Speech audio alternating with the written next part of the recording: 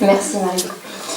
Eh bien, bonsoir à tous. Je suis ravie de vous accueillir ce soir, de vous découvrir aussi nombreux. Merci d'abord à la communauté de communes en plein cœur de Sarthe et à la structure Petite Enfance et Petits Bouts d'Humaine pour m'avoir conviée à m'exprimer donc sur leur territoire sur ce vaste sujet de l'éducation positive. Et puis bien sûr, merci à vous d'avoir répondu à l'invitation. Vous êtes déplacés en si grand nombre et moi je me réjouis de partager avec vous une autre façon d'entrer en relation avec les enfants et les accompagner dans leur apprentissage de la vie. Alors ce courant de pensée, il prend tellement d'ampleur qu'il n'y a qu'à regarder toute la littérature qui fleurit actuellement sur le marché. Et je vous ai préparé d'ailleurs à ce sujet sur la table là-bas d'exposition une petite liste d'idées lectures pour vous montrer un petit peu un échantillon de toutes les ressources dont on a à notre disposition aujourd'hui. Il y a aussi beaucoup d'ateliers parentalité qui se développent un peu partout autour donc, de cette thématique. Alors, quelques autres petites informations pratiques pour laisser le temps au dernier d'arriver tranquillement. J'ai préparé un temps de présentation qui va nous emmener jusqu'aux alentours de 22h30. On fera une première pause à peu près à mi-parcours pour échanger, partager, accueillir vos questions, essayer d'y répondre. Et puis on en aura un deuxième temps d'échange à l'issue. Autre information, si vous souhaitez avoir d'autres ressources bibliographiques que la petite liste que je vous ai prévue, si vous souhaitez avoir des liens ou simplement mes actualités, pensez à laisser votre adresse mail, donc pareil sur la table d'exposition là-bas, pour que je puisse effectivement vous envoyer toutes ces ressources et essayer qu'elles soient écrites lisiblement, parce que souvent je récupère régulièrement des adresses mail que je ne peux pas exploiter. J'en suis bien désolée s'il y a des gens qui attendent de mes nouvelles. Autre information pratique, j'ai mon mari qui est dans la salle, qui va filmer la présentation, si bien je pourrais la mettre en ligne sur mon site. Il n'y a que moi qui va être cadré dans les images. Et puis il prendra aussi quelques petites photos de l'assemblée, mais de dos. Donc si jamais ça vous pose le moindre problème au niveau du droit à l'image, surtout n'hésitez pas à vous manifester, il n'y a pas de souci. Alors maintenant quelques présentations. Qui suis-je? Donc je m'appelle Laetitia Charon. Je suis passionnée depuis toujours par les enfants, la relation à l'enfant et plus largement les relations humaines. J'ai un passé de 10 ans dans l'enseignement et surtout, ce que j'aime à dire, je suis devenue chercheuse en parentalité et éducation respectueuse des enfants il y a 19 ans, à la naissance de mon premier enfant. Activité de chercheuse que j'exerce dans mon laboratoire de recherche expérimentale et de développement en sciences de l'éducation et de la relation, à savoir mon foyer. Riche de 4 enfants, 19 ans, 15 ans, 13 ans et 6 ans. Activité de chercheuse que j'exerce donc en étudiant des nouvelles ressources, en me formant, en m'informant et surtout en mettant en œuvre, en expérimentant de nombreuses alternatives éducatives, et ce, dans une approche par tâtonnement expérimental, autrement dit, essai, erreur,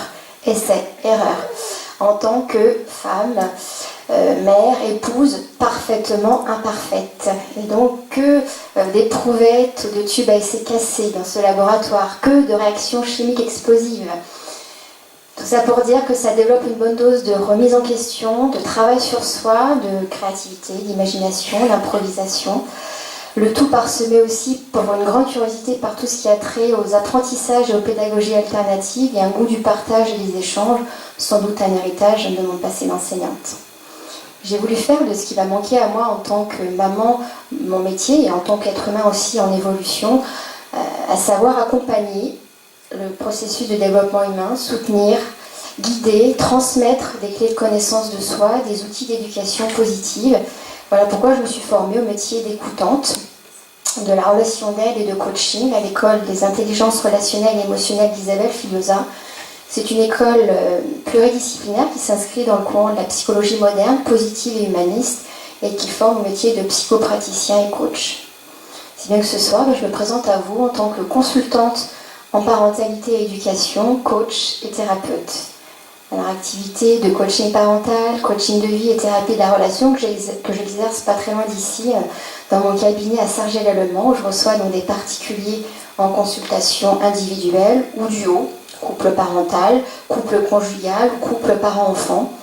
Et puis j'interviens également pour des structures dans l'animation de groupes de parole et d'échanges entre pairs, que ce soit les groupes de parole pour les parents ou des groupes pour les professionnels dans l'analyse de leurs pratiques professionnelles ou pour des interventions pédagogiques. Et puis, exceptionnellement comme ce soir, quelques rares conférences pour partager donc, cette nouvelle culture sur le développement humain. Alors mon propos de ce soir, il se veut un petit peu ambitieux peut-être, c'est de proposer un tour d'horizon général qui restera quand même complet de tous les tenants et les aboutissants de ce courant de pensée. Cela étant, chaque point étant tellement riche, ça mériterait un exposé à part entière.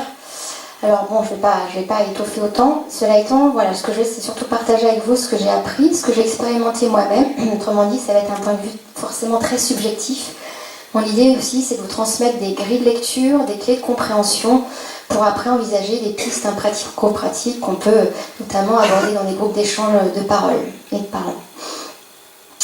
Alors, ce que vous ne trouverez pas dans mon propos ce soir, et je compte sur vous pour me ramener dans le droit chemin si jamais je dévie, il n'y aura pas de recette miracle, il n'y aura pas de solution toute prête, parce que je ne suis pas là pour délivrer la bonne parole, il n'y en a pas.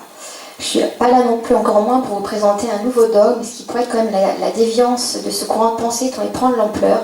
C'est là non plus pas ma posture. Ce que je souhaite, c'est vous accompagner simplement à trouver ce qui va être bon pour vous et les enfants dont vous vous occupez, vous aider à incarner vos propres valeurs et vos propres façons d'être. Donc surtout, dans tout ce que je vais dire, vous prenez ce qui vous parle et vous laissez de côté ce qui ne vous parle pas. Et également, n'hésitez pas à interrompre, à poser des questions, à partager, à témoigner. La parole ne m'appartient pas, je suis là autant que vous pour échanger et m'enrichir de nos échanges. Donc surtout, sentez-vous libre pour saisir la parole dès que vous en avez envie. Il y a un deuxième micro qui peut circuler sans problème. Alors d'ailleurs, je vais commencer par vous donner la parole. Quand vous voyez cette expression éducation positive, qui est devenue une expression presque du langage courant tant on l'entend, qu'est-ce que ça évoque pour vous, en un ou deux mots? Quelle image, quelle représentation vous vous en faites? Et je vais écrire vos propositions là, sur le paperboard. Alors, ou bien vous criez très fort, ou alors il y a le micro qui circule. La valorisation. Oui, c'est ce que j'ai dit. J'écris la valorisation.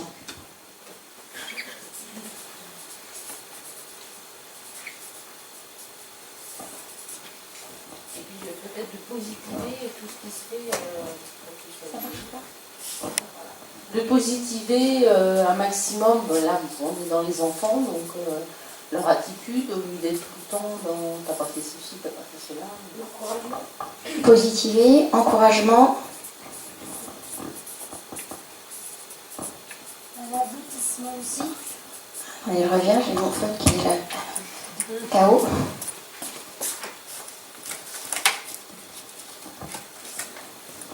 J'ai cru entendre aboutissement. Oui.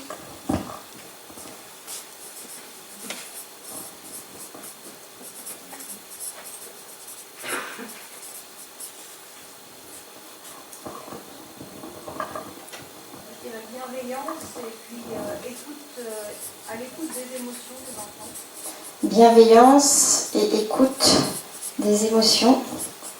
Décidément, je ne suis pas aidée, celui-là non plus ne marche pas mieux.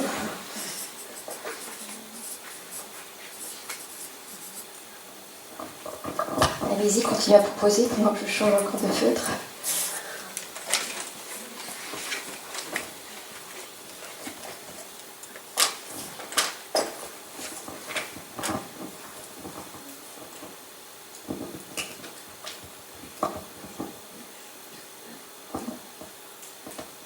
Pas d'autres idées? Pas d'autres mots, d'autres images qui vous viennent? Accompagnement.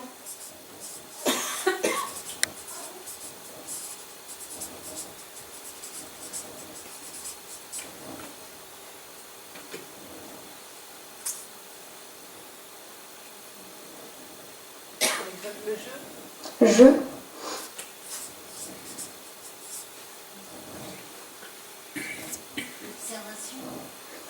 Observation.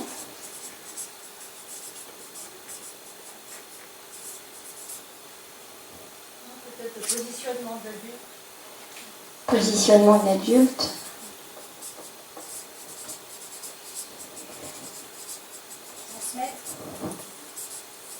Transmettre.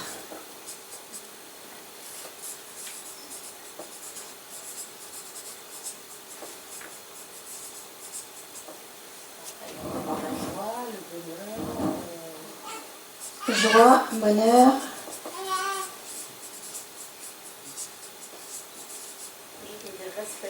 Respect.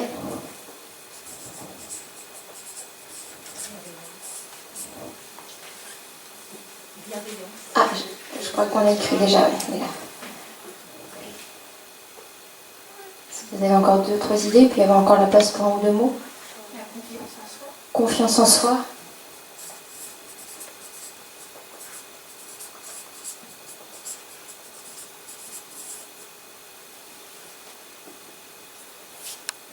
Oui. Transmettre des valeurs.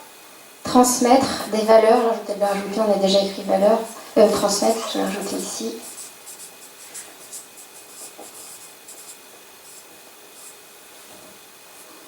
Le partage.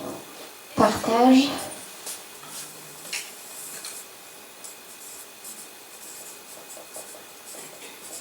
J'ai cru entendre un début de estime. Estime.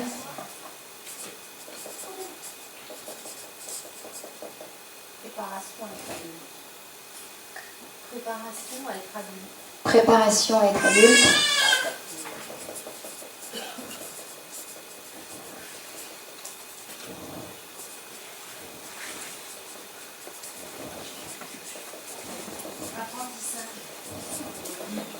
Apprentissage. J'ai plus de place.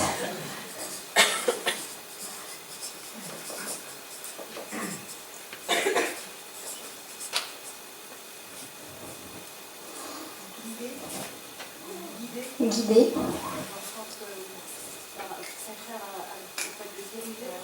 Je peux peut-être mettre avec accompagnement.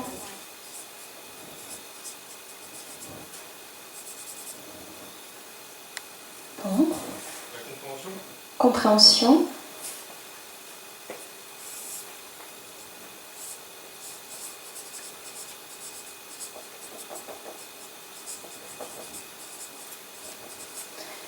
Peut-être arrêter là, j'ai plus trop de place, même si vous avez encore des idées, peut-être les dire à l'oral.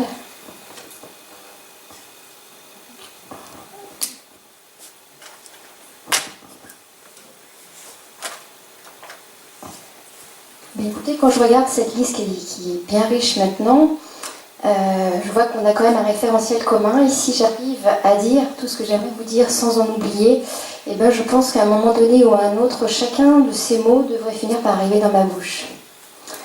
Alors, pour démarrer la présentation, maintenant je vous laisse apparaître le plan de ce que je vous propose ce soir. Ce qui est important pour moi pour introduire mon propos, et la première chose qui me tient à cœur de vous dire, c'est qu'il n'y a pas de style éducatif idéal. Il n'y a pas de parent parfait, pour reprendre un des nombreux titres d'ouvrage d'Isabelle Filiosa. Il y a pour moi des adultes qui se posent des questions, des parents chercheurs. Et vraiment, j'adore cette image du chercheur parce que oui, on va être sur un chemin semé d'embûches. Tout simplement parce qu'on ne naît pas parent, on le devient. On apprend donc en se trompant. L'erreur, c'est constitutif de tout apprentissage. Donc, osons nous tromper, osons apprendre de nos erreurs. Et sur ce chemin, effectivement, on va être amené en tant qu'accompagnant d'enfants à grandir en même temps que leur propre croissance. On va être amené à augmenter notre compréhension de ce que sont les enfants, autrement dit à nous améliorer en tant qu'être humain. Et sur ce chemin, effectivement, ça va demander de la patience, de la persévérance, du temps, tout simplement pour tendre vers la bienveillance éducative. Pour moi, ce n'est pas un état qui s'atteint en soi, c'est un chemin avec une direction vers laquelle on tend. Alors ce chemin, on le qualifie de plein de façons différentes. Donc il y avait l'expression éducation positive qui est celle qui devient la plus courante. Peut-être avez-vous entendu d'autres dénominatifs comme éducation non violente, bienveillante, consciente, empathique, respectueuse. Tout un tas de qualificatifs. Le problème des qualificatifs, c'est que c'est un peu réducteur. Ça peut même être connoté jugement. Alors, je vais quand même les employer pour garder ce référentiel commun, même si je ne les retrouve pas toujours dans ces qualificatifs. En tous les cas, sur ce chemin, ce qu'on va avoir de nouveau par rapport à nos parents, nos grands-parents, les générations d'avant nous, on va avoir des connaissances scientifiques nouvelles et récentes qui vont nous permettre de nous guider, de nous permettre d'avancer et de trouver de l'inspiration sur ce chemin. Premier champ scientifique où on va puiser des sources d'inspiration, c'est les sciences humaines et sociales, qui depuis 50-60 ans ont découvert ce dont l'être humain a besoin pour créer et entretenir de bonnes relations. Ensuite, on va aller puiser sur un champ scientifique encore plus récent, les neurosciences affectives et sociales, qui étudient ce qui se passe dans le cerveau lorsqu'on ressent des émotions, lorsqu'on entre en relation avec autrui. Eh bien, elles nous ont permis de découvrir tout ce qui favorise ou tout ce qui entrave le développement de l'être humain. Et qu'est-ce qu'on sait au jour d'aujourd'hui? c'est que notre cerveau évolué de mammifère, et bien la plus grosse majorité de notre cerveau est dévolue aux interactions sociales. Et c'est la qualité de ces relations qui va être déterminante pour le développement de son cerveau. Autrement dit, l'être humain, c'est un être éminemment social. Il a besoin de l'amour de l'autre pour que son cerveau se développe correctement. Enfin, dernier champ scientifique, on va aller chercher de l'inspiration, c'est la psychologie positive qui considère que l'être humain porte en lui toutes les ressources nécessaires pour trouver par lui-même ses propres réponses, ses propres solutions à ses problèmes. Et les enfants, en tant qu'êtres humains, sont aussi dotés de ce potentiel incroyable, parce que souvent nous-mêmes adultes, on exploite peu, à savoir de trouver par eux-mêmes de bonnes solutions à leurs propres problèmes. Si bien que ça va nous aider à travailler, à lâcher cette croyance qu'on a souvent, nous adultes ou parents, on doit être responsable de trouver les bonnes solutions aux problèmes de nos enfants. Qui, en tant qu'être humain, peut être comme ça une sagesse infinie, une source inépuisable de bonnes solutions aux problèmes d'autrui? Personne. Donc travaillons à travers ce regard-là, effectivement, à lâcher cette responsabilité qui nous accable et qui vient polluer la relation qu'on va vouloir tisser avec les enfants. Alors sur ce chemin, pour moi, il y a 3 piliers sur lesquels on va pouvoir s'appuyer pour avancer dans cette direction de la bienveillance éducative. Le premier pilier pour accompagner les enfants dans le respect de leur personne, c'est d'apprendre à porter un autre regard. Alors je vais décliner à chaque fois le mot positif, même si là, c'est pas pour forcément s'opposer à des choses qui seraient négatives. Cela étant, ici, effectivement, quand je parle de porter un autre regard sur les enfants, ça va être de rompre avec un héritage culturel qui est très fortement imprégné en France, plus qu'ailleurs dans les autres pays. C'est l'héritage de la psychanalyse, qui certes a été une première évolution très importante dans la connaissance du développement humain, mais elle nous a laissé, la psychanalyse, un regard sombre, noir, négatif sur les enfants, qu'elle considère, dans cette conception donc ancienne des dispositions des enfants, comme un être animé de pulsions polymorphes, et qu'il s'agirait, pour qu'il devienne un adulte civilisé et responsable, de freiner ces pulsions. Autrement dit, dans cette vision de l'enfant, on voit l'enfant comme un être manipulateur, sournois, capricieux, animé de bas instincts, potentiellement asocial, sauvage. À tel point que, même encore dans le langage courant, quand on voit par exemple un enfant qui arrive dans un nouvel environnement, il ne connaît pas les personnes, il ne connaît pas les lieux, qui reste collé dans les jambes de ses parents, et qui ne va pas vouloir dire bonjour ou aller jouer, qu'est-ce qu'on va dire? Oh, qu'est-ce qu'il est timide, qu'est-ce qu'il est sauvage. Bing, l'étiquette négative qui arrive. Or, la réalité est tout autre, on le sait de façon formelle depuis les travaux sur le cerveau de l'enfant, depuis les travaux sur l'attachement de l'enfant, que le petit homme, c'est un être animé de besoins, c'est un être de relations, et ce, dès la naissance. Dès la naissance, il est animé de compétences relationnelles et sociales innées. Il a juste besoin, pour développer donc, ces qualités d'humanité et de sociabilité, de vivre auprès de personnes, d'adultes qui se comportent avec humanité et sociabilité. Alors cette théorie de l'attachement, qui est en fait une deuxième révolution dans la connaissance du développement humain, elle est assez peu passée en France d'ailleurs. Il n'y a vraiment qu'une seule spécialiste, qui est Nicole Delaunay, puis avec son mari, elle en a d'ailleurs créé de cette théorie un diplôme universitaire. Je vais me permettre d'en faire un tout petit éclairage, même s'il faudrait un exposé à part entière, parce que c'est tellement riche et important dans la connaissance de l'être humain. Que nous dit cette théorie qui a été donc élaborée par John Bowlby, pédopsychiatre anglais à la fin du siècle dernier? Il est né en 1907 et mort en 1990.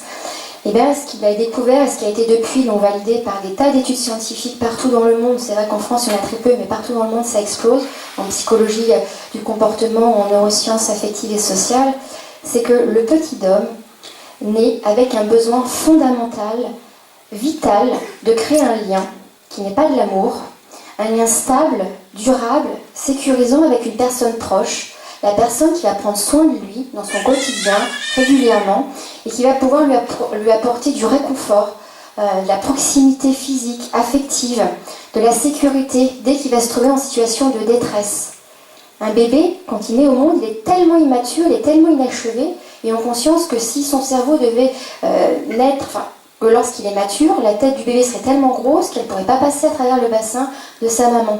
Si bien que le petit homme, quand il naît, c'est un être totalement inachevé, il est entièrement dépendant des adultes pour répondre et satisfaire à ses besoins. Voilà pourquoi le petit homme est doté de cette fonction biologique puissante que sont les pleurs, et dont le rôle est quoi? D'attirer à lui un plus fort et plus grand que lui, afin d'assurer sa survie, de lui apporter réconfort, protection et sécurité. Un bébé seul dans la nature, ça n'existe pas, ça meurt. Et donc ça, c'est un comportement d'attachement. Et en grandissant, ce petit homme, il va développer d'autres comportements d'attachement pour signifier qu'il a besoin d'être auprès de l'adulte, qu'il a besoin d'être proche de l'adulte.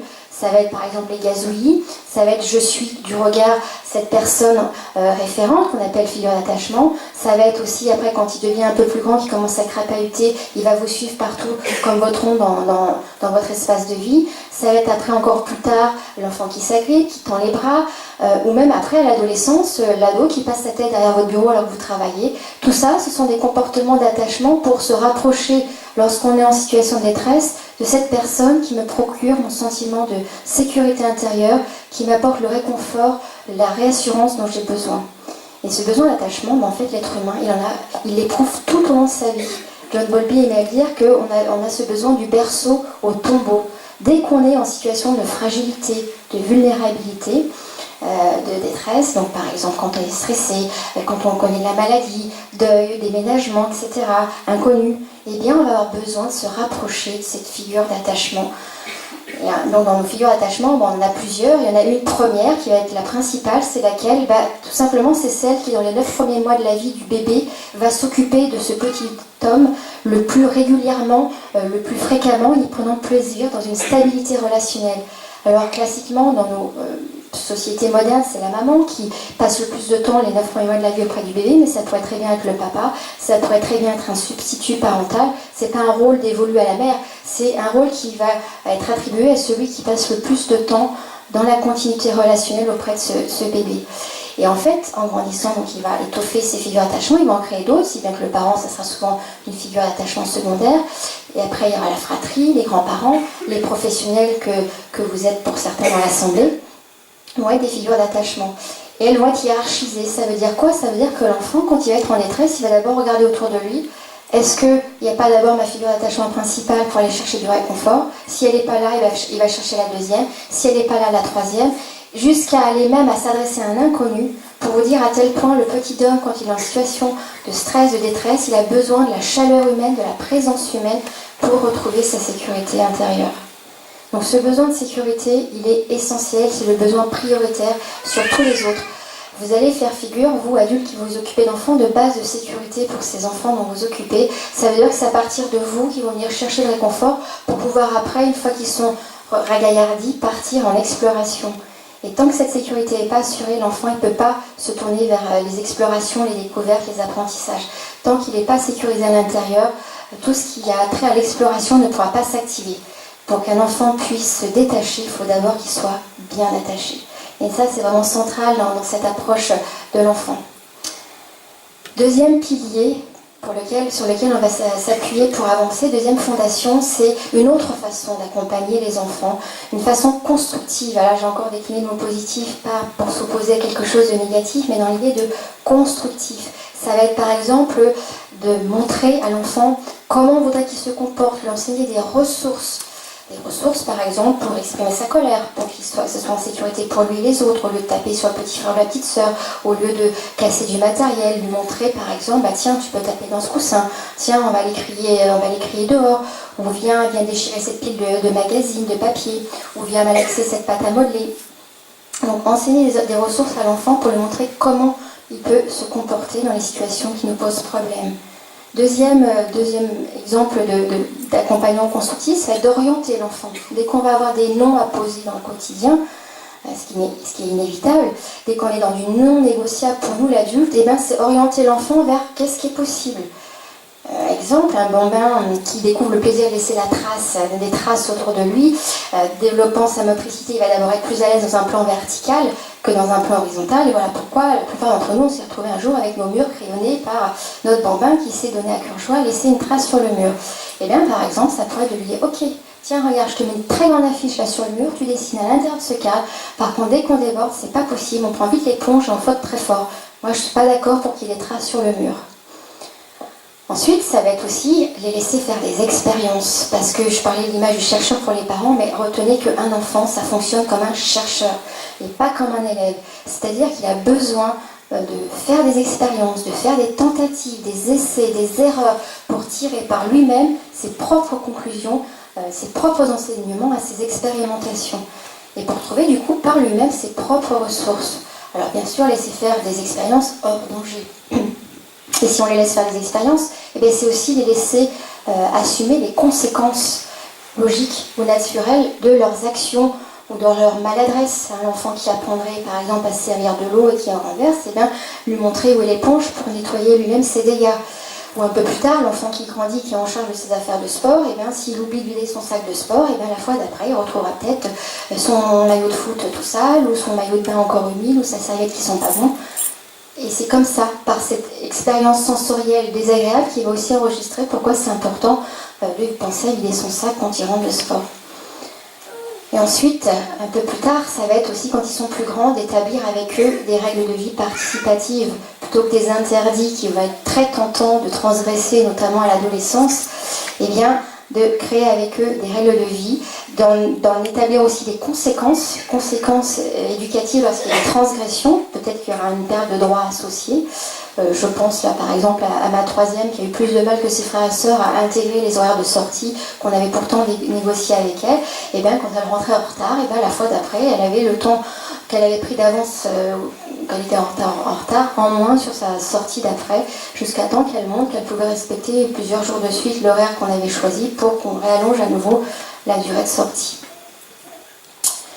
Et dernier pilier, dernière fondation à créer dans cette façon d'accompagner les enfants, c'est une autre façon d'entrer en relation avec eux, une autre façon de concevoir la relation avec les enfants. Et là, il s'agit de sortir des modèles du passé, d'ailleurs, dans lesquels on se trouve souvent acculé encore aujourd'hui dans notre quotidien, quand on est dans des situations où on se sent dépassé, impuissant ou exaspéré par des situations problématiques avec les enfants. Ces deux modèles du passé ne fonctionnent plus avec les enfants d'aujourd'hui, et c'est tant mieux, parce qu'ils sont basés sur des rapports de force, physiques ou verbaux, en tous les cas souvent associés avec des attitudes chez nous les parents qui peuvent être blessantes pour l'enfant, voire violentes, et du coup ça va couper la relation avec lui qui va se sentir non compris.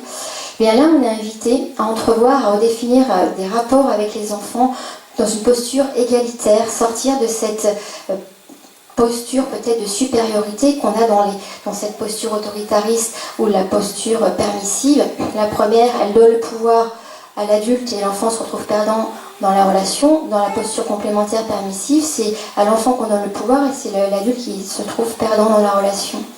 Bien là, on est invité donc à entrevoir une relation où chacun de nous, en tant que personne, va pouvoir se développer, que ce soit l'enfant ou nous, l'adulte, dans un rapport donc plus équilibré, où il y aura plus de souplesse, plus harmonieux, et qui va être basé sur de la confiance, de l'authenticité, une communication qui va se vouloir plus positive, c'est-à-dire une communication où chacun d'entre nous va pouvoir être entendu et respecté dans sa différence et pour sa différence. Une relation, autrement dit, gagnant-gagnant. Alors avant de nous intéresser à la grosse question de comment accompagner les enfants dans le respect de leur personne et dans le respect de notre personne aussi, rapidement la question du pourquoi c'est important de changer nos pratiques éducatives, pourquoi c'est important de cesser cette éducation punitive, répressive, blessante que 90% de l'humanité a connue et continue de connaître, et bien parce que maintenant sans plus aucun doute possible, les neurosciences affectives et sociales ont montré à quel point cette éducation traditionnelle, faite de cris, de punitions, d'humiliation, je ne parle même pas encore de maltraitance, je parle de ce qu'on appelle la violence éducative ordinaire, eh bien on sait d'abord d'une part à quel point elle est erronée et contre-productive, ça n'aide pas les enfants à mieux respecter les adultes qu'on est dans nos limites, et puis surtout elle est extrêmement délétère et nocive pour le développement de l'être humain et de l'enfant en particulier. Tout simplement parce que, comme je vous l'ai dit tout à l'heure, l'enfant ce n'est pas un adulte en miniature, c'est un être en construction d'une extrême fragilité, d'une très grande vulnérabilité, notamment émotionnelle. Son cerveau, tellement immature, est très sensible aux interactions avec son environnement, et chaque interaction qu'on va tisser avec lui va laisser une trace dans son cerveau. Eh bien, une éducation faite de peur, de soumission, ça abîme le cerveau, ça détruit des neurones parce que ça génère du stress dans l'organisme, et les hormones du stress sont neurotoxiques, donc ça détruit des connexions dans les neurones. Ça détruit des structures cérébrales qui sont en construction, qui vont être essentielles pour construire des relations futures. Donc ça altère le cerveau, si bien que ça peut entraîner des troubles dans la personnalité ou les comportements de l'enfant, entraînant aussi des retards dans le développement émotionnel, affectif et et intellectuelle aussi, parce que des zones essentielles comme l'hippocampe, qui sont le siège de la mémoire et des apprentissages, vont être aussi touchées par cette éducation répressive qui va empêcher son plein épanouissement. Et au-delà de ça, cette éducation, donc par la peur et la soumission, qui va avoir un impact sur la santé psychique et relationnelle future de cet individu en construction, ça va lui apprendre et transmettre la violence. Ça apprend à se soumettre à la violence ou à dominer par la violence. En aucun cas, ça apprend le respect ou la coopération. Si bien que cet individu en construction, il apprendra à retourner la violence ou contre lui, dans des conduites addictives, dépressives, autodestructrices, ou une violence qu'il apprendra à retourner contre les autres dans des conduites agressives.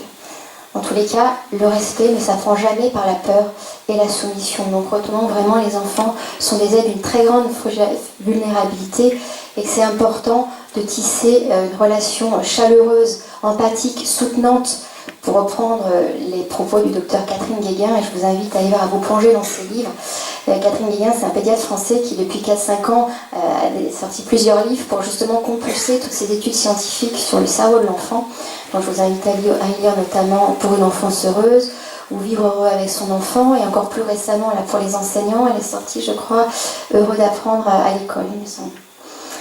Et donc, qu'est-ce que nous prouvent ces neurosciences? C'est qu'au contraire, un lien empathique, chaleureux, fait de bienveillance, eh bien, ça va être un catalyseur pour le développement du cerveau, et ce globalement. C'est-à-dire, ça va aider le cerveau à développer et ses compétences intellectuelles et ses compétences affectives. Donc, c'est vraiment un booster de croissance pour l'être humain, ce qui va lui permettre de développer une bonne image de lui-même, une bonne estime de lui-même, de la confiance en lui, un sens des responsabilités, de l'autodiscipline, du respect, de l'empathie.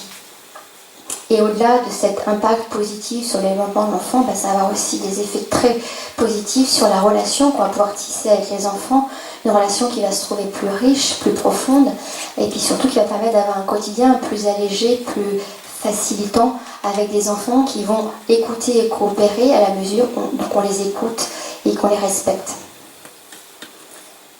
Alors comment changer déjà notre regard?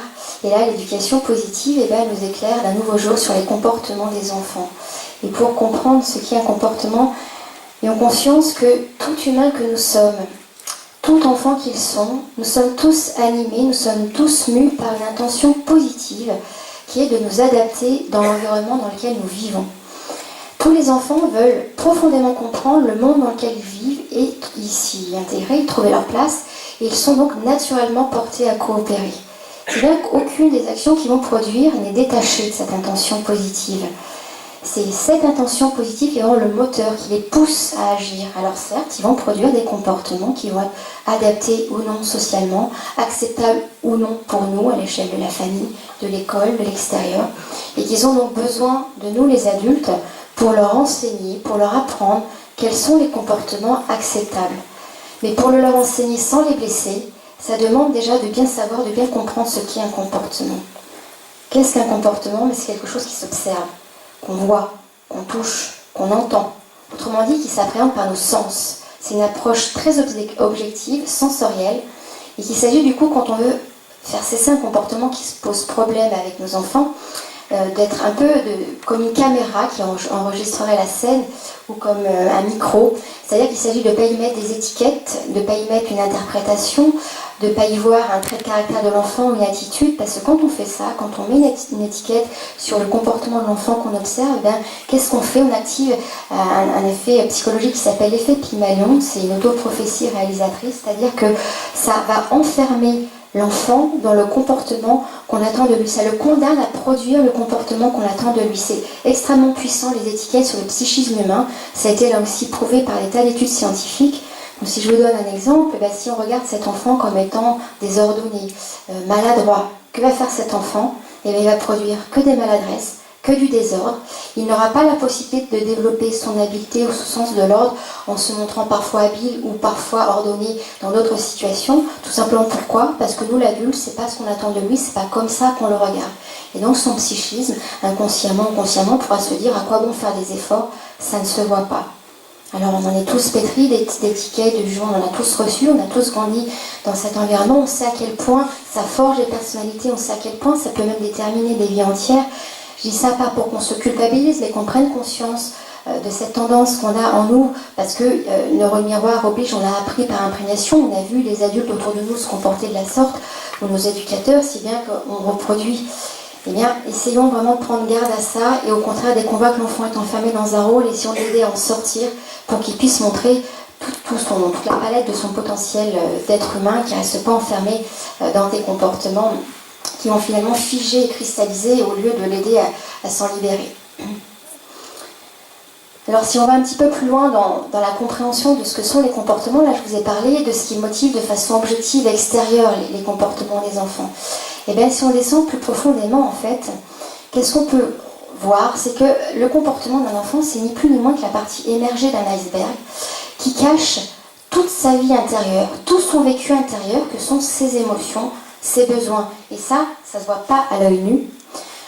C'est finalement ces émotions et ces besoins, ils vont être signalés dans l'organisme de l'enfant, de l'individu, par ces sensations qui arrivent dans le corps, donc sous forme d'émotions.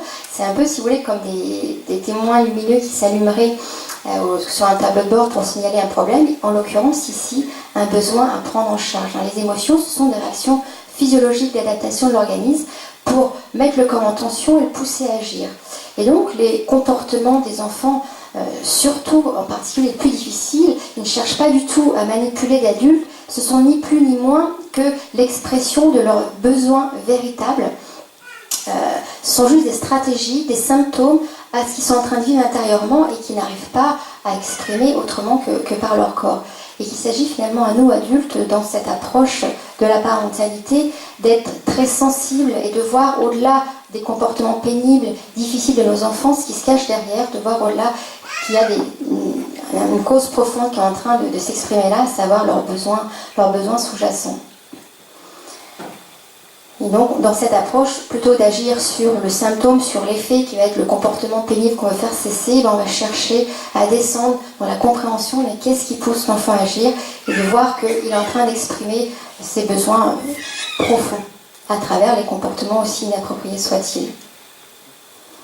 Alors, fort de cet éclairage, ça va nous inviter, nous, en tant qu'adultes, à développer de nouvelles attitudes, de nouvelles postures intérieures pour accompagner l'enfant dans le respect de sa personne. Et la première attitude, elle est en lien avec ce que je viens de dire, c'est que s'il s'agit d'être sensible et proche des besoins de nos enfants, il va s'agir d'apprendre à décoder les comportements, à voir ce qui paraît au-delà de ce qui fait jour dans les comportements difficiles de nos enfants, et donc de nous connecter avec cette partie immergée de l'iceberg, en essayant au lieu de contenir, de vouloir contrôler les comportements débordants de nos enfants, un peu à l'image de la casserole de lait sur laquelle on voudrait mettre un couvert pour empêcher que ça déborde, ça n'empêchera pas le lait de déborder.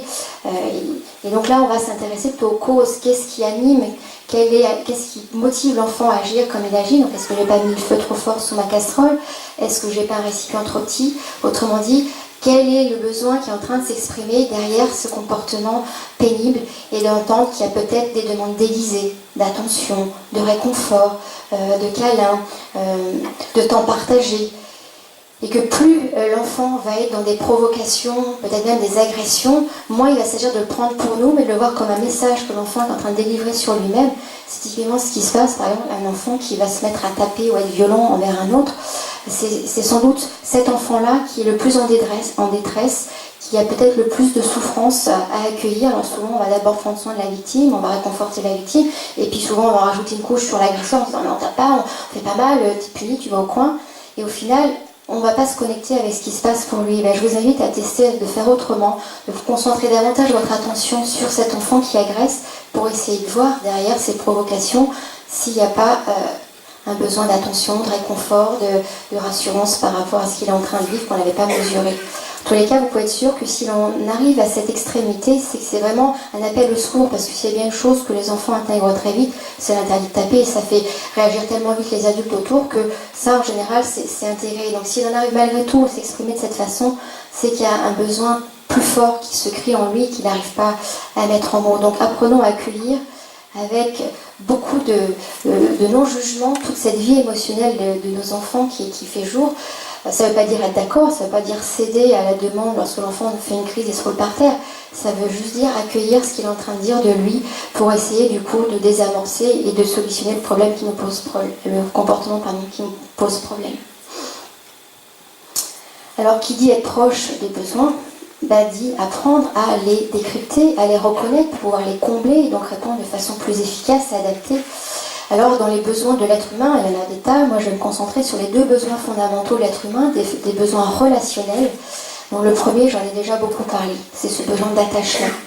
Oui, les enfants ont biologiquement, physiologiquement besoin du regard de l'adulte, du contact de l'adulte, de la présence de l'adulte pour grandir sainement. Ils ont besoin de temps partagé, individualisé pour se sentir reconnus, importants, aimés inconditionnellement. Ensuite, le deuxième besoin aussi important que ce besoin d'attachement, c'est le besoin de liberté, de pouvoir exercer son libre arbitre, son pouvoir personnel. Tout enfant qu'ils sont et tout humain qu'on est, on a besoin de se sentir à l'origine de nos comportements. Et aucun humain sain ne supporte la contrainte. À toute contrainte ou limite surgit une force qui s'oppose, une réaction d'opposition qui est un comportement humain naturel sain. Et donc à chaque fois qu'on va vouloir mettre une limite ou une contrainte à l'enfant, si c'est un humain sain, il va se rebeller. Alors pour désamorcer cette résistance à la contrainte, eh bien déjà ça va être de nourrir le plus possible ce besoin de liberté. Alors ça va être quoi ? Par exemple tout petit, assez vite, leur offrir la possibilité de faire des choix. Alors quand ils sont petits, bien sûr les choix, ça va être des choix à deux options, ça s'appelle les choix binaires. Est-ce que par exemple tu préfères te laver les dents avant ou après t'être mis en pyjama ? Un peu plus grand, l'enfant qui a ses devoirs à faire, qu'est-ce que tu préfères faire ? Tu rentres de l'école, tu t'y mets tout de suite, comme ça tu as une longue soirée de détente devant toi, ou alors tu commences par te détendre, goûter, jouer, et puis après tu t'y mets. Ça va être aussi de prendre davantage en considération leurs avis, leurs envies, leurs besoins lorsqu'ils font des demandes pour négocier avec eux. Des heures de sortie par exemple, des temps d'écran pour les enfants un peu plus grands. Ça va être aussi d'établir, comme je disais tout à l'heure, des règles de vie participatives, ce qui permettra d'abord d'une part d'obtenir leur adhésion et d'autre part d'augmenter les chances qu'ils les respectent plus tard. Alors, ne me faites pas dire ce que je n'ai pas dit, ce n'est pas des solutions miracles, ça va marcher certaines fois, ça va favoriser, mais ça ne marchera pas forcément à tous les coups. Disons que c'est essayer d'augmenter nos chances que nos enfants adhèrent et coopèrent avec ce qu'on leur demande. Et puis, pour aussi, par rapport à la contrainte, il y a une situation, de mon point de vue, où on est obligé de mettre les contraintes, c'est dès que ça a trait à la sécurité. Alors, ce qui va être important de faire dans ces cas-là, quand on va mettre une contrainte par rapport à la sécurité, c'est d'accueillir l'émotion que ça va générer chez l'enfant. Forcément, ça va créer de la frustration. Elle va avoir besoin de s'exprimer, cette frustration. Donc, c'est de permettre à l'enfant, par exemple, de râler lorsqu'on l'attache en voiture, parce que, oui, c'est pas drôle d'être attaché en voiture. Moi non plus, j'aime pas ça. De donner aussi, de dire que la contrainte est applicable à tous, ça rend la contrainte acceptable pour l'enfant. Donc les contraintes qu'on s'applique aussi à soi-même, ça permet de lever la résistance que l'enfant pourrait émettre. Autre exemple, un bambin qui on voudrait nettoyer le nez, par exemple, qui ne se laisse pas faire, le faire sur soi-même en disant « Ah, moi aussi j'ai le nez bouché, regarde, je me nettoie le nez ». Et après ça va mieux, ça va aussi aider l'enfant à lever sa résistance à la contrainte. Donc voilà quelques pistes pour nourrir ce besoin de liberté. Ensuite, bien sûr, qui dit besoin dit frustration. Ça aussi, ça fait partie de notre travail d'accompagnant l'enfant, de leur enseigner à tolérer la frustration, d'autant plus qu'on le sait par les études scientifiques, un enfant qui sait tolérer les frustrations réussit mieux dans la vie. C'est juste que dans cette approche, on ne va pas en rajouter, d'une part, et d'autre part, on va leur enseigner d'une façon différente en entrant dans un cercle vertueux. Au plus, on va répondre aux besoins de l'enfant, le plus vite, le plus tôt, quand il est tout petit, quand il est bébé, parce que ses besoins sont tellement impérieux et en telle détresse qu'il ne peut pas, par son cerveau immature, réguler lui-même. Et bien, au plus on répond aux besoins de l'enfant, au plus celui-ci va développer sa confiance en nous, l'adulte, et donc il va développer sa capacité à attendre, en grandissant, la satisfaction de son besoin, et donc à développer sa capacité à différer. C'est la satisfaction de ses besoins, si bien que c'est ainsi qu'il va construire peu à peu la tolérance à la frustration. Alors qu'au contraire, si vous rajoutez des frustrations, si vous promettez des choses à l'enfant, vous ne le fournissez pas ensuite, ça ne lui enseigne pas à tolérer la frustration, ça le rend même hypersensible à toute frustration. Ayant conscience que dans cet apprentissage, eh bien, les pleurs, ça fait partie aussi de l'expression de la frustration, que c'est important de les laisser exprimer par les pleurs cette frustration qui arrive dans leur corps. C'est ça aussi qui va les aider, outre le fait que ça va réguler leur cerveau émotionnel, ça va surtout les aider à développer leur apprentissage de la frustration. Alors exemple, c'est un bébé par exemple dont on répond immédiatement aux pleurs et avec qui on va pratiquer le parentage proximal. Alors, outre le fait que c'est une nécessité biologique absolue pour son cerveau immature, pour ne pas le maltraiter, qu'est-ce qu'on observe avec ces enfants-là? C'est qu'ils vont pleurer de moins en moins, voire très peu. Pourquoi? Parce qu'en fait, à force d'avoir une connexion de plus en plus fine entre l'adulte qui s'occupe de cet enfant et cet enfant, qu'est-ce qui se passe? Le bébé n'est plus obligé de sortir l'artillerie lourde que sont les pleurs pour signaler ses besoins. Il aura juste besoin, par exemple, de se trémousser. Là, le parent pourra peut-être lui dire « Ah oui, je vois que tu te tortilles dans ta couche, tu as peut-être besoin que je la change. Ok, je finis la vaisselle et on s'en occupe. » Et du coup, par ce jeu de connexion et de communication, l'enfant se sent accueilli dans ce qu'il est en train de vivre, dans sa demande. Il sait qu'il va être pris en considération et du coup, peu à peu, il va pouvoir attendre. Alors arrive le morceau le plus peut-être difficile pour nous les adultes, ça va être d'apprendre à accueillir, à accompagner la vie émotionnelle de nos enfants. Et là, souvent, on est très peu informé sur les stades de développement affectif et émotionnel de nos enfants. Souvent, les adultes, nous, on se renseigne sur le développement physique. Mais on n'a pas conscience des compétences émotionnelles et affectives de nos enfants. Alors, je ne sais pas si vous savez, mais cette zone ici du cerveau qui s'appelle le cortex orbitofrontal, c'est la zone la plus évoluée de notre cerveau de mammifère supérieur, celle qu'on a dans le néocortex, qui est la partie du cerveau différente des mammifères. C'est un peu, si vous voulez, la tour de contrôle de l'être humain, puisqu'elle régule, elle le siège de toutes les fonctions supérieures de l'être humain, par exemple le sens de l'analyse des situations, la capacité à prendre des décisions, à faire des choix, mais aussi la capacité à réguler, à tempérer ses émotions.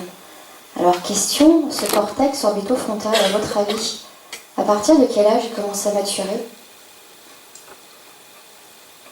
chez l'être humain? Tout bébé? Je sais pas. Vous en pensez quoi? Vers 10 ans? Ouais. Ouais. 25. Alors il commence à maturer entre 5 et 7 ans. Et à partir de quel âge, effectivement, il a atteint sa pleine maturité, c'est-à-dire qu'il a fini de se développer, de se construire? Combien? Ouais, 25 ans, à partir de 25 ans. Pardon. Donc vous voyez qu'en fait, les enfants, pendant très longtemps, ils ne sont pas du tout outillés dans leur cerveau pour réguler, pour traverser par eux-mêmes les émotions qui arrivent dans leur corps. Et il faut avoir conscience que quand une émotion arrive dans leur corps, tout petit, c'est carrément un tsunami qui leur arrive, c'est une tempête émotionnelle. Ils sont les premiers effrayés parce qu'il leur arrive, ils ne comprennent pas ce qui se passe, et ils sont les premiers impuissants à tempérer, à réguler tout seul ce qui se passe. Donc ils ont vraiment besoin de nous, les adultes, pour les accompagner dans l'expression de leurs émotions. Or, qu'est-ce qui se passe? Souvent, la plupart d'entre nous, adultes, on est coupés de nos émotions.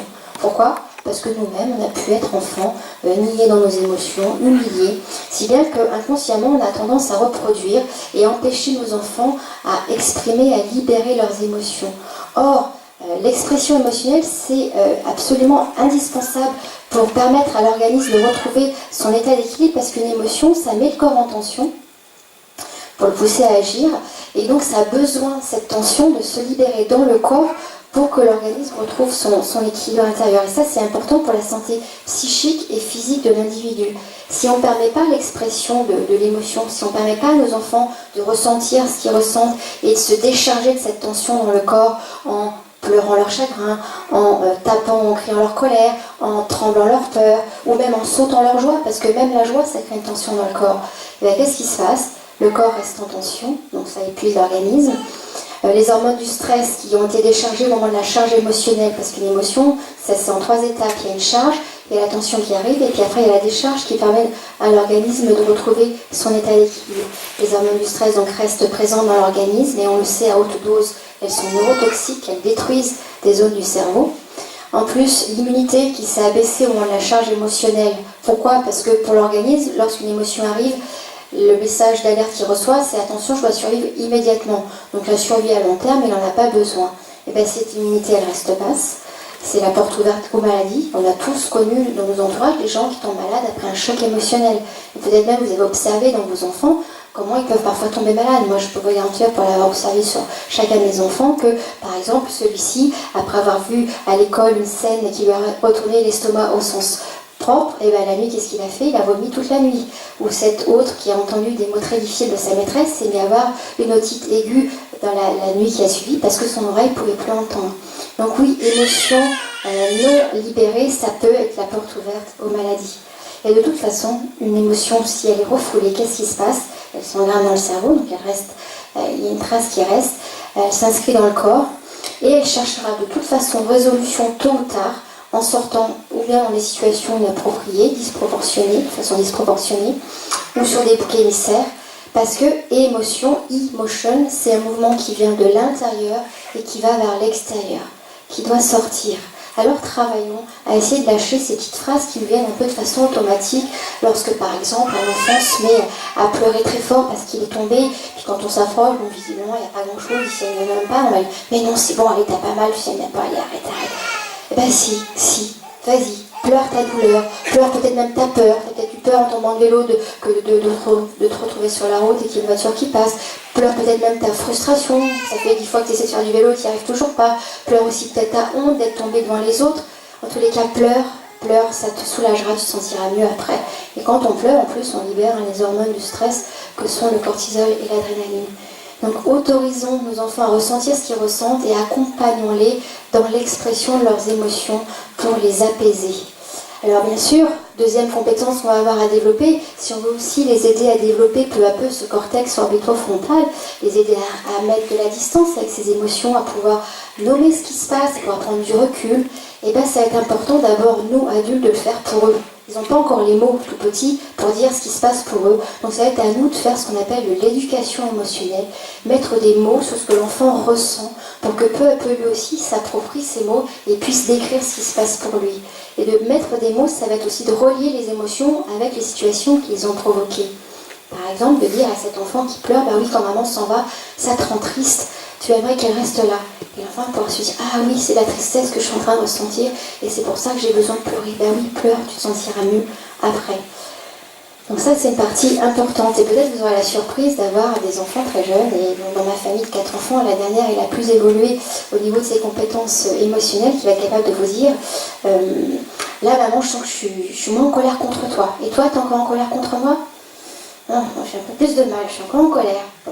Ou qui sera capable de vous dire, là je suis tellement en colère que j'ai envie de taper. Bon, cette fois-là, elle n'aura pas tapé, les autres fois, elle aura sans doute tapé, mais cette fois-là, elle aura réussi à le dire sans le faire. Ou qui sera capable de dire aussi, c'était pas que je voulais pas dire bonjour aux voisines quand on rentre le soir de l'école au midi, c'est juste que j'étais trop en colère, parce que je sais plus, il y avait quelque chose qui s'était passé à l'école et elle était rentrée sans dire bonjour aux voisines. Enfant qui au préalable, dès 2-3 tranches, si je me souviens bien, avait défendu avec beaucoup de force, j'ai le droit d'être en colère, oui ma chérie, j'ai le droit de dire ma colère, oui ma chérie. Par contre, on va travailler sur comment. Donc voilà, ça va aider l'enfant peu à peu lui aussi à mettre des mots sur sa vie émotionnelle, à prendre conscience de lui. Et alors pour l'aider à prendre conscience de lui, ça aide de développer nous aussi dernière compétence dans cet accompagnement de la vie émotionnelle, notre écoute empathique de ce que l'enfant vit intérieurement. Ça va nous demander d'apprendre à écouter sans jugement ce qu'il ressent, pratiquer ce qu'on appelle une écoute active, où il va s'agir d'entendre les sentiments, les ressentis de l'enfant, de les lui reformuler pour qu'il s'apaise. C'est ça qui va l'apaiser, qui va l'aider après donc à tempérer, à calmer son cerveau émotionnel et du coup après à mobiliser son cerveau qui réfléchit pour trouver par lui-même des solutions. J'ai eu comme ça beaucoup d'exemples avec mes enfants où j'ai pratiqué des séances d'écoute émotionnelle et au final j'ai eu l'impression de faire 3 fois rien. L'enfant qui me fait un bisou tout ragaillardi en disant merci maman de m'avoir écouté et qui va trouver une solution à son problème sans que je sache vraiment laquelle, mais en tous les cas il a retrouvé l'élan intérieur pour affronter sa situation problématique. Alors ça va nous demander de développer une qualité qui est l'empathie. Qu'est-ce que l'empathie? Cette capacité à ressentir, à se mettre à la place de l'autre et à ressentir ce que ressent l'autre sans perdre notre propre ressenti, ce qui ne doit pas être confondu avec la sympathie, où là finalement on va se laisser submerger par le ressenti de l'autre qui va devenir le nôtre. Et donc il va falloir apprendre à imaginer ce que l'enfant ressent, à développer notre empathie pour lui, à se mettre à sa place et finalement à reprendre contact avec l'enfant qu'on a été. Qu'est-ce qu'on a pu nous aussi ressentir dans des situations du même genre. Donc reprendre contact avec notre vécu d'enfant, peut-être même nos blessures d'enfant qui inévitablement vont se réactiver dans le quotidien avec nos propres enfants. Et donc, pour aller plus en avant, comment on va pouvoir agir concrètement? Eh bien, avant d'aborder ce point, je propose de faire déjà ici une première petite pause. Je vous laisser un peu la parole. Alors, comment agir? Tout à l'heure, je vous disais, pour avancer sur ce chemin, on a trois fondations à construire, de mon point de vue, pour agir dans le respect de la personne de l'enfant, en l'accompagnant avec compréhension et bienveillance. Il y a pour moi 3 directions possibles pour avancer, et ce sans rapport de force quand on est face à des comportements perturbants des enfants. Le premier axe d'action possible, ça va être d'agir sur l'environnement matériel. Autrement dit, de le faire changer, évoluer, de l'adapter en fonction du développement de l'enfant et de ses besoins. Deuxième axe d'action, ça va être d'agir sur la relation. Et c'est là, dans cet espace-là, qu'on va apprendre à utiliser les outils, les techniques des sciences humaines et sociales qui nous permettent, par ces outils, d'amener l'enfant à modifier son comportement sans le contrôler et de l'amener à prendre en considération nos besoins. Et enfin, le dernier point d'action qui va être le plus important, ça va être d'apprendre à agir sur nous-mêmes. C'est-à-dire déjà notre propre bien-être, nos propres besoins, nos propres émotions. Ça va être très important de commencer par prendre soin de nous. Prendre soin aussi de nos pensées, de nos prises de conscience, prendre conscience de la réalité d'un enfant pour pouvoir adapter nos attentes à ce qu'il est possible de produire. Autrement dit, augmenter notre zone d'acceptation. Agir aussi sur nos comportements. Qu'est-ce qu'on donne à voir aux enfants? Et attention au message « je fais ce que je dis, mais pas ce que je fais », qui est le message le plus anti-éducatif et pédagogique qui soit.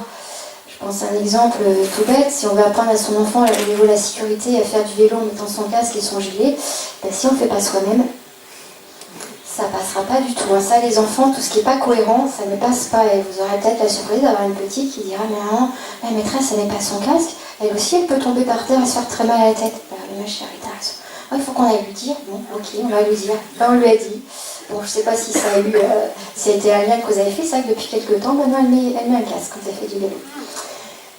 En tous les cas, ce qui est important ici, c'est d'apprendre à être ce qu'on appelle congruent, aligné entre ce que je pense, j'ai dans ma tête, ce que je ressens, ce que j'ai dans le cœur, et ce que je fais avec mon corps, comment je me comporte. Parce que c'est ça qui va être le plus influençant, le plus impactant pour l'enfant. C'est cette relation d'authenticité qu'on va nouer d'abord avec nous-mêmes et après avec nos enfants. C'est ça qui va le plus les influencer. Alors, si je détaille chacun de ces 3 points, le premier rapidement, parce qu'on a assez conscience de ce que ça signifie, agir sur l'environnement matériel, ça veut dire quoi?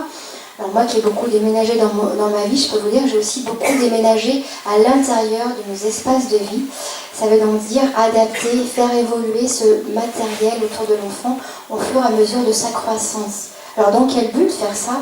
Dans le but de développer son autonomie et lui permettre aussi de lui donner l'autorisation d'explorer.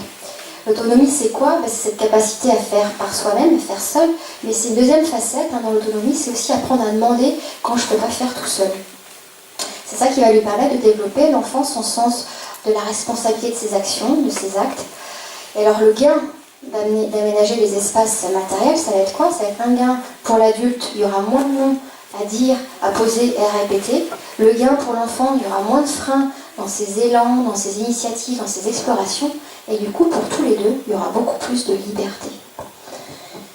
Et donc, il y a par exemple un courant de la pédagogie alternative qu'on a fait son axe central, c'est la pédagogie Montessori, qui se développe beaucoup actuellement en France, où elle a du matériel adapté à l'enfant, à la hauteur de l'enfant, facilement accessible. Et donc finalement, on a invité nous aussi à reproduire un petit peu ces idées, c'est-à-dire de, par exemple, mettre une marche dans la salle de bain pour l'enfant qui apprend à se laver les mains tout seul, mettre un porte-manteau à sa hauteur lorsqu'il rentre de l'école pour pouvoir mettre son manteau, mettre dans sa chambre des vêtements dans des tiroirs et des placards à sa hauteur, facilement accessible parce qu'il apprend à s'habiller tout seul. Etc., etc. Moi, je repense par exemple à mes enfants, mes 2 dernières filles qui ont pas mal d'écart. Au tout début de la vie de la dernière, elles étaient dans la même chambre. Et puis, la plus grande des 2, arrivant à l'adolescence, elle avait besoin d'intimité. Du coup, n'ayant pas une chambre pour chaque enfant, on a récupéré la petite dans notre chambre. Bon, c'est provisoire. Là, la situation de la famille allant évoluer, la grande va bientôt partir. On va pouvoir donner à nouveau une chambre à la petite. Et je repense en parlant de la grande d'ailleurs avec nostalgie, quand elle était bambine, et bien qu'est-ce qui se passait? Attachement oblige, elle me suivait partout dans l'appartement quand elle a commencé à développer sa motricité. Elle avait effectivement moins besoin de mon contact physique pour nourrir son besoin de sécurité. Par contre, elle avait toujours besoin du contact visuel pour se sentir sécurisée. Et une fois que ce contact était là, qu'est-ce qu'elle avait besoin? C'est d'explorer. Et quand nos enfants arrivent dans leur deuxième année de vie, c'est carrément une explosion d'énergie, d'envie de toucher à tout. Ils sont d'une immense curiosité. C'est génial quand on le regarde comme ça, sauf que il faut nourrir, sinon on touche à tout, on ouvre tout. Et bien, dans cet appartement, qu'est-ce que j'avais fait? Dans chaque pièce, il y avait ou un tiroir ou un placard qu'elle avait le droit d'ouvrir. Si bien que je lui ai dit très peu de fois, tiens, les boutons de la gazinière, tu vois, quand on les tourne, il y a des flammes qui arrivent, donc interdit, on n'y touche pas, c'est dangereux, regarde, quand on approche, c'est chaud. Pareil, la porte du four, c'est dangereux, c'est chaud. Par contre, là, cette petite porte là derrière, tu peux l'ouvrir, il y a des boîtes en plastique, tu peux ouvrir, tu peux jouer avec. Pareil, dans la salle de bain, il y avait le tiroir à serviette de toilette, si bien que j'ai pu assez souvent préparer le repas plutôt tranquillement, prendre ma douche plutôt tranquillement. Vers de la médaille, je ne vous cacherai pas que pendant cette période de vie, j'ai eu l'impression de vivre dans un champ de bataille régulièrement, où les montagnes de serviettes, les montagnes de boîtes poussaient plus vite que je ne les rangeais. Bon, ça a duré qu'un temps, ça lui a permis en tous les cas pendant ce temps-là d'explorer et moi d'être tranquille dans ce que j'avais à faire. Alors après, morceau plus gros par contre, ça va être d'apprendre à agir sur la relation. Agir sur la relation, c'est quoi? C'est déjà d'apprendre à poser un cadre contenant, sécurisant, bienveillant pour les enfants. Ils en ont absolument besoin. Un peu à l'image du bébé contenu dans l'utérus de sa maman. C'est doux, c'est chaleureux, on touche les bords, on est bien. Mais les enfants, ils ont besoin, pour se sentir en sécurité, d'avoir des limites. Alors j'ai mis le mot entre guillemets parce que je vais vous expliquer ce qu'on entend derrière ce mot limite. Ils en ont besoin, oui, pour savoir ce qu'ils ont le droit de faire, ce qu'ils n'ont pas le droit de faire, comme comportements qui vont être du coup acceptables ou non pour nous. Alors là, je vous invite à vous plonger dans les livres de Jesper Juul, un thérapeute familial danois, qui a écrit plusieurs ouvrages très intéressants, dont son best-seller « Regarde, ton enfant est compétent » et l'art de dire non en ayant la conscience tranquille.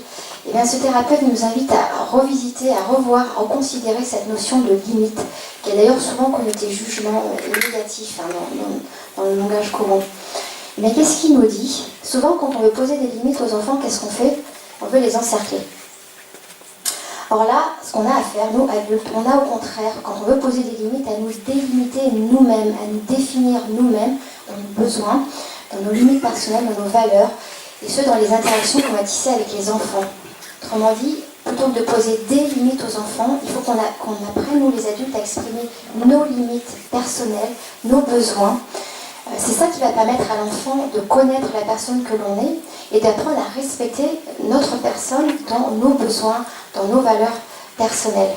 Et il est tout à fait possible d'apprendre à le faire sans porter atteinte à l'intégrité de l'enfant, sans lui faire mal, autrement dit avec bienveillance. Et là, il va s'agir de lâcher peut-être cette croyance forte qu'on a dans notre inconscient collectif que pour que l'enfant comprenne, il faut lui faire mal. C'est un peu l'idée qui se cache derrière l'idée de punition. Non, pas du tout. On n'est pas obligé, lorsqu'on veut se délimiter soi-même et poser nos limites à l'enfant, de lui faire mal, que ce soit douloureux pour lui. Parce que si on fait ça, si on le fait en portant atteinte à ses propres limites, à son intégrité physique ou psychologique, déjà on n'apprend pas à l'enfant à nous respecter dans nos besoins et dans nos limites, et puis surtout, on lui apprend d'une part à douter de lui-même, de son image de lui-même, parce que l'enfant, dans ces cas-là, il va se vivre comme une mauvaise personne. C'est pas l'adulte qui va remettre en question si l'adulte agit avec lui avec violence. C'est lui qui va mal juger et mal considérer. Et puis surtout, ça va apprendre à l'enfant à redouter les punitions, les figures d'autorité et le pouvoir. Parce que la violence, que ce soit physique ou verbale, ça n'apprend absolument pas le respect. Vraiment, ça abîme la relation.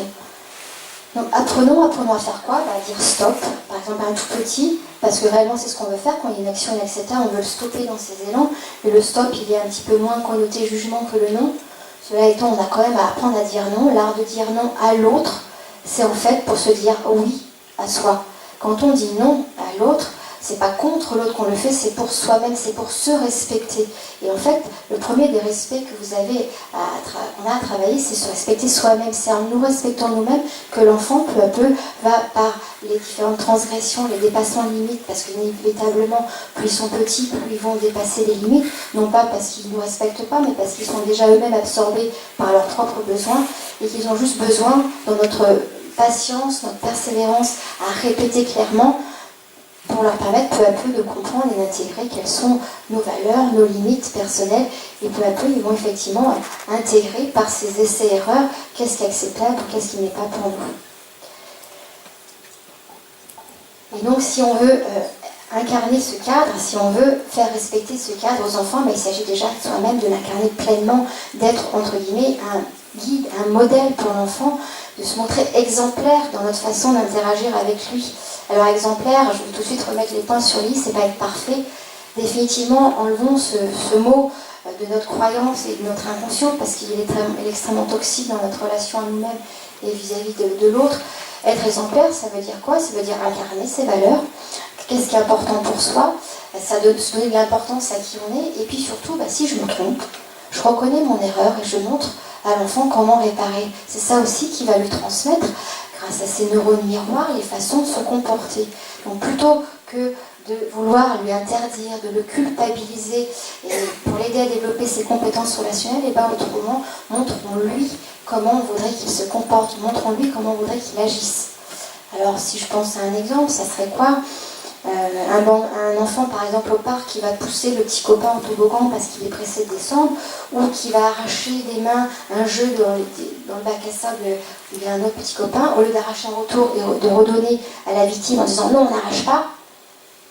Là aussi c'est quand même plutôt contradictoire comme message, et dans ces cas-là l'enfant, qu'est-ce qu'il va retenir? C'est pas le message de fond, c'est la contradiction, et du coup il risque de retenir que je peux arracher quand je serai plus grand. Dans tous les cas, voilà, la contradiction, ça va aller à l'encontre de ce que vous voulez dire. Et je vous invite à la place à essayer par exemple, de vous exprimer en disant « Waouh, je crois que tu es vraiment pressé de descendre au toboggan, c'est dur d'attendre. Ou là, ce jeu-là, il fait drôlement envie. Par contre, je suis pas d'accord pour que tu arraches ou que tu pousses parce que ça fait mal. Alors viens, on va demander à celui-ci s'il va te laisser passer devant. Ou viens, on va demander à cet autre s'il serait d'accord pour te prêter son jeu quand il a fini. » Autrement dit, ça va nous demander de développer une autre façon de communiquer avec les enfants, d'utiliser ce que j'espère Julie appelle un langage personnel. Il s'agit de parler de soi, de s'exprimer personnellement, comment ça nous impacte les situations avec les enfants, et ce avec authenticité. Et du coup, là, effectivement, on va pouvoir apprendre de nouveaux outils, des outils de communication bienveillante. Alors, vous pouvez aller puiser, moi, ceux qui m'inspirent le plus, ils viennent tous d'outre-Atlantique et de la psychologie positive humaniste. Vous pourrez aller puiser dans la communication non violente de Marshall Rosenberg, psychologue américain. Vous pourrez aller puiser dans les habiletés parentales d'Adèle Faber et Hélène Maslich, parler pour que les enfants écoutent ou écouter pour que les enfants parlent. Et elles-mêmes se sont appuyées sur les travaux d'un autre psychologue américain, M. Ginott. Et enfin, moi, un dernier qui m'inspire encore plus, c'est Thomas Gordon et ses outils de communication efficaces.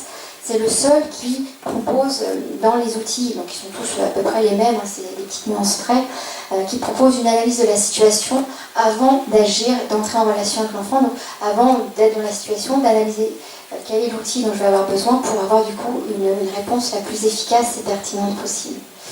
Quoi qu'il en soit, dans cette approche, on va être amené à aider l'enfant à modifier son comportement sans le contrôler, à lui faire prendre en considération nos propres besoins, et ayons conscience que de toute façon, l'enfant, il préfère limiter par lui-même ses comportements, il préfère le faire par consentement mutuel, plutôt que de se voir imposer des limites. Donc appuyons-nous sur cette ressource-là lorsqu'on commence à avoir des situations tendues avec les enfants pour désamorcer et obtenir leur coopération.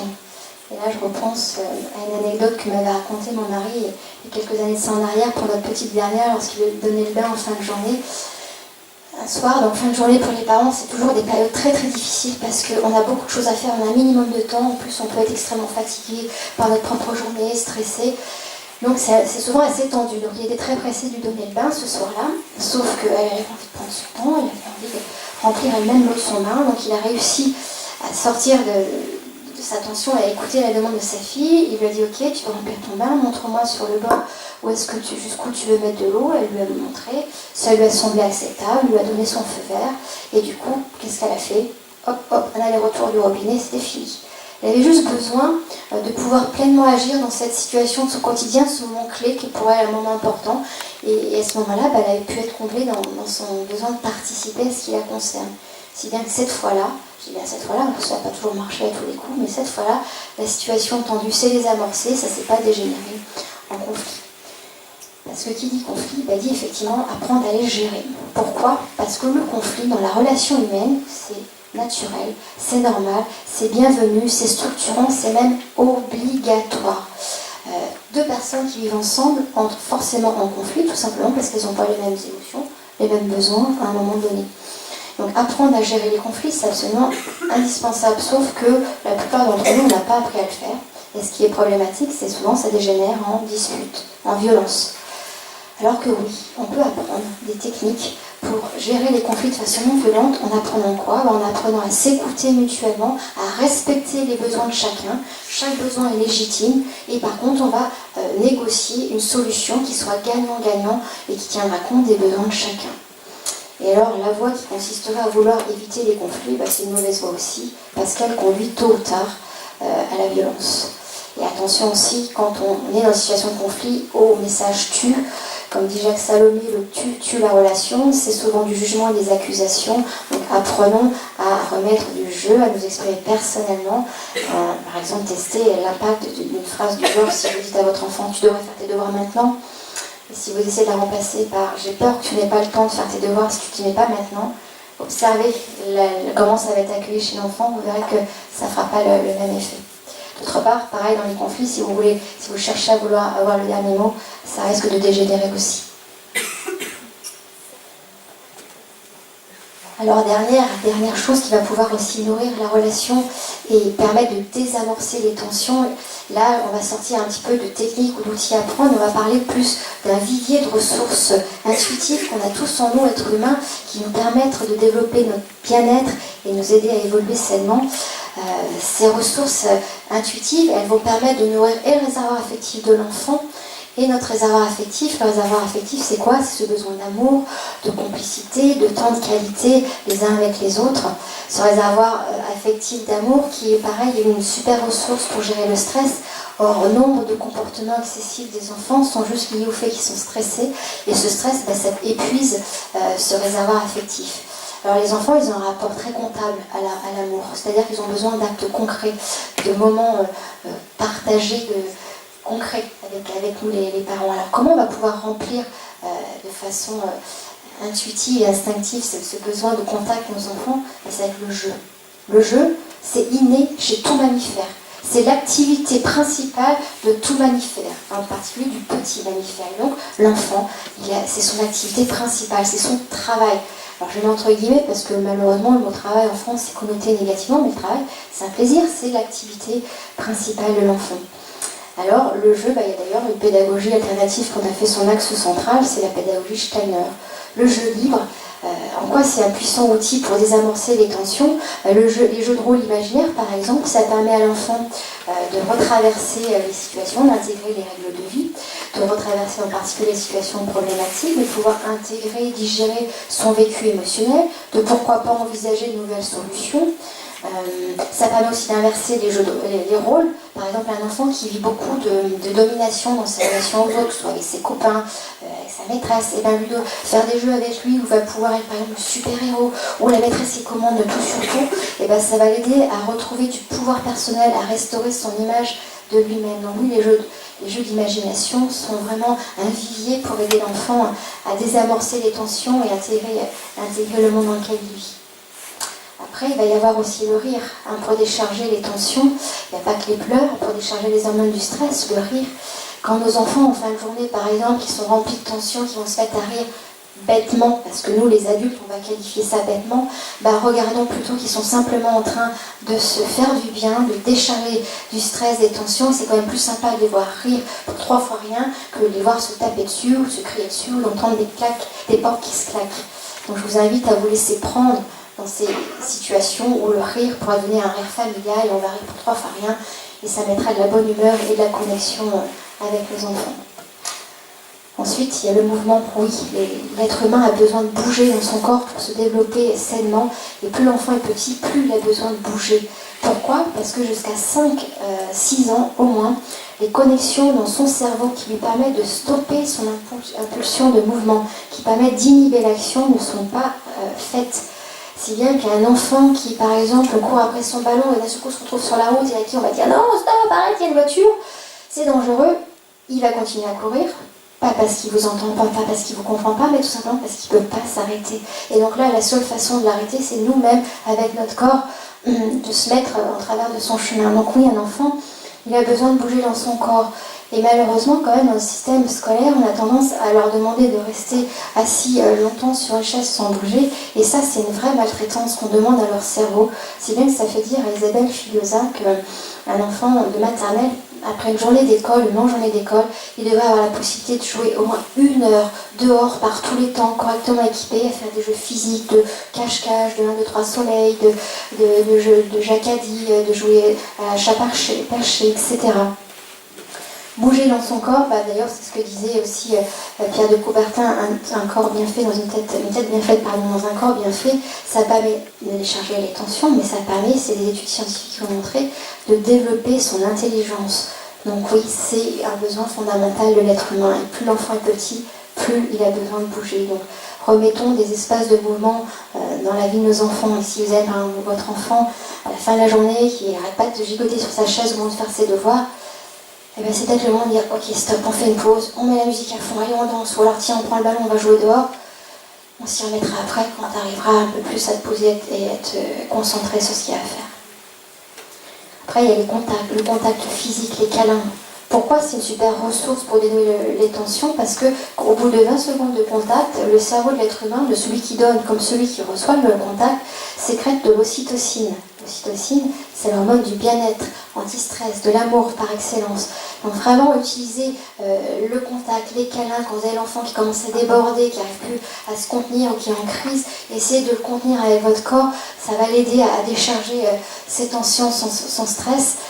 Et même avec des adultes, offrez-vous des câlins quand vous voyez votre conjoint, par exemple, qui rentre d'une journée, qui est complètement stressé, ou même vous-même, allez en demander à vos enfants, à votre conjoint, quand vous-même vous sentez que c'est tendu à l'intérieur de vous, ça va aider à désamorcer et à déstresser. Moi, j'ai vraiment testé ça avec une maman qui était en souffrance et qui avait beaucoup d'agressivité. Du coup, malheureusement, elle avait des comportements maltraitants. Je me souviens de leur parler calmement, sans me rendre compte, en lui posant la main discrètement sur le bras. Et d'un seul coup, j'ai vu son niveau de stress au niveau de sa poitrine diminuer. Et il a pu, du coup, reparler calmement, être plus ouverte à la discussion. En tous les cas, pour ces ressources intuitives, j'ai envie de vous dire, laissez-vous guider par vos enfants, parce qu'eux, ils sont encore extrêmement connectés avec tout ça, contrairement à nous qui avons des appris, peut-être l'art de jouer, l'art de rire, ou de bouger naturellement, spontanément. Laissez-vous guider, parce qu'eux, ils savent, comme je vous donnais l'exemple tout à l'heure, du garçon qui bouge sur sa chaise, demandez de voir, ou la fille d'ailleurs, c'est pas que les garçons, eh bien, eux, ils savent naturellement ce dont ils ont besoin pour se libérer des tensions. Alors le dernier morceau, qui n'est pas des moindres, c'est le plus important de mon point de vue, ça va être de commencer par prendre soin de soi, d'agir sur nous-mêmes, déjà de développer notre compréhension de ce que sont les enfants, là, comprendre comment ils fonctionnent, et pour cela, il faut s'informer sur leur stade de développement, et donc comme je vous le disais tout à l'heure, pas que physique, mais aussi émotionnel et affectif, afin d'avoir des attentes réalistes et adaptées à ce qu'ils peuvent produire.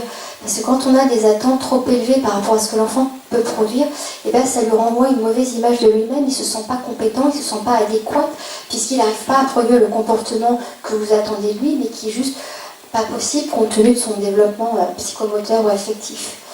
Après, ça va être aussi d'apprendre à prendre soin de nos propres émotions, nos propres stress, c'est-à-dire de nous former à des outils peut-être de régulation du stress, de régulation des émotions, qu'on va pouvoir s'appliquer à nous-mêmes, et puis surtout qu'on va pouvoir transmettre à nos enfants, comment les aider à traverser leur propre crise de colère, etc., pour que ce soit en sécurité, acceptable pour chacun. De développer aussi notre capacité à communiquer, donc d'aller nous former peut-être des outils de communication. Communiquer, c'est quoi ? C'est ça, apprendre à parler, mais c'est aussi apprendre à écouter. Et puis surtout, ça va être de s'occuper de soi, de prendre soin de soi, de nous entourer de soutien. Comme je vous le disais tout à l'heure, s'occuper d'un enfant, c'est la tâche la plus exigeante, prenante, nerveusement, psychiquement, qui soit au monde, tant ça demande du temps, de l'attention, de l'énergie, de la disponibilité, tant c'est stressant. C'est pas fait pour une personne seule. Or, avec nos modes de vie, effectivement, on est dans une situation qui est extrêmement compliquée. Et donc, si on va être sur le chemin de la bienveillance éducative, ça en passe obligatoirement par commencer d'abord par être bienveillant envers nous-mêmes. On fait vraiment ce que l'on peut, avec les conditions dans lesquelles on vit, et puis aussi avec ce qu'on a reçu. On a été la plupart reçu une éducation différente de celle qu'on veut transmettre. On a du coup dans notre cerveau des modèles qu'on a enregistrés, engrammés, qui viennent malgré nous se reproduire et qui ne sont peut-être pas les plus adaptés à ce qu'on voudrait être. Et du coup, on va avoir besoin, et c'est le dernier point sur lequel je terminerai ici la présentation, on va avoir besoin d'être accompagné dans notre tâche de parents ou d'éducateurs, et c'est ce que disait déjà John Bowlby à la fin du siècle dernier. Une société qui tient à ses enfants doit veiller sur leurs parents, ce qu'a enrichi Catherine Guillet en disant sur toute personne en relation avec des enfants. Tout simplement parce que oui, on a besoin de repères, on a besoin de guides. Tout l'amour qu'on ressent pour nos enfants, ça ne suffit pas à satisfaire au bien-être de chaque membre dans la famille. On a besoin d'inspiration, on a besoin de recréer de nouveaux modèles. Et Dieu sait que c'est difficile, même si c'est pas impossible, de changer les modélisations, parce que dans notre cerveau est engrammé notre vécu d'enfant, les modèles de nos parents, nos éducateurs. Alors la bonne nouvelle, c'est que c'est tout à fait possible parce que notre cerveau il est plastique tout au long de notre vie. Tout au long de notre vie, on peut créer de nouvelles connexions et donc recréer de nouveaux modèles. Mais on a besoin du coup d'encouragement, de soutien et certainement pas de jugement dans nos efforts de faire autrement. Et qu'il va être important de travailler donc à désactiver ce levier hypersensible chez tout parent que nous sommes, chez tout professionnel que nous sommes, qui est celui de la culpabilité. Ça, c'est un vrai poison toxique dans la relation à nous-mêmes ou avec les enfants. Nous travaillons vraiment à développer notre bienveillance envers nous-mêmes et à nous entourer de soutien. Alors si je résume ici mon propos de ce soir, dans cette approche de l'éducation positive, en fait c'est une approche empathique de la personne, c'est-à-dire et de l'enfant et du parent. Ben, qu'est-ce qu'on va y mettre ? On va y mettre au cœur la relation, la qualité de la relation que l'on souhaite tisser avec l'enfant. Tout en sachant que c'est nous les adultes qui sommes responsables de cette qualité des interactions. Alors pour favoriser ce lien d'attachement, pour favoriser cette relation à l'enfant, ben qu'est-ce qu'on va avoir à faire ? On va avoir à être connecté aux besoins sous-jacents des enfants et des adultes. On va avoir à exprimer, à permettre l'expression des émotions cachées. Et puis surtout, on va avoir aussi à s'ouvrir au dialogue avec authenticité. C'est ça qui va permettre à l'enfant de se sentir accueilli dans ce qu'il vit intérieurement, reconnu. C'est ça qui va lui permettre de se libérer de son comportement perturbant tout en gardant le lien intact. Parce que oui, un enfant qu'on écoute et qu'on respecte, écoutera et respectera. C'est comme ça qu'on va l'influencer positivement sans le contrôler. On est de puissants modèles pour nos enfants. Ils vont nous imiter dans nos façons de nous comporter. Alors pour terminer ici ma présentation, j'ai commencé tout à l'heure par l'image du parent chercheur, et bien j'ai envie de terminer avec une autre image, celle de l'adulte jardinier. Dans les écoles Steiner, d'ailleurs, ils appellent les enseignants des jardinières d'enfants. Alors moi j'adore cette expression aussi. Eh bien, nous qui avons à cœur que nos enfants grandissent épanouis avec une bonne estime d'eux-mêmes, eh bien cultivons une relation d'authenticité avec nous-mêmes, avec eux. Cultivons une relation exempte d'abus et de violence. Parce qu'il est beaucoup plus facile de construire des adultes, des enfants forts, des adultes forts, épanouis, responsables, que de réparer des adultes détruits. Et semons le plus possible ces instants de bienveillance, faisant en sorte qu'ils soient de plus en plus nombreux, de plus en plus fréquents.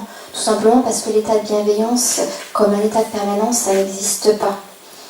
Et enfin, ayons un regard émerveillé sur les enfants et nous émerveillerons de tout leur talent, de toute leur bonne volonté. Merci pour votre attention.